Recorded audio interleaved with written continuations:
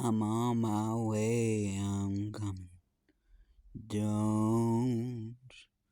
Don't lose faith in me. I know you've been waiting. I know you've been praying for my soul. Hope. 30 years you've been dragging your feet, telling me I'm the reason we're stagnant. 30 years you've been claiming you're honest and promising progress, but where's it at? I don't want you to feel like a failure. I know this hurts, but I gave you the chance to deliver. Now it's my turn. Don't get me wrong. Nate, you've had a great run, but it's time to give the people something different. So without further ado, I'd like to introduce my album.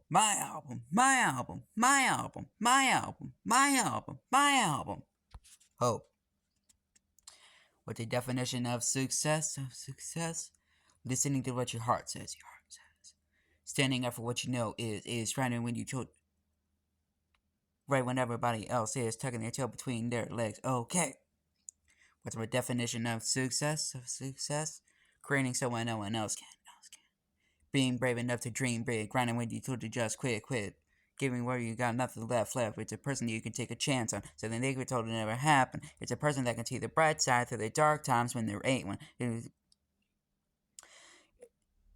from someone who ain't never had nothing, ain't afraid to walk away from more profit, cause he'd rather do something that they really love than take the pay cut. It's a person that they can never waver or change you, or they are just to try to gain some credibility so they can be accepted by a stranger. It's a person who can take the failures of their life and turn them into motivation. It's believing in yourself when no one else does. It's amazing. Take a little faith you can do, but what do you, if you don't even believe in you, why would you expect anyone else?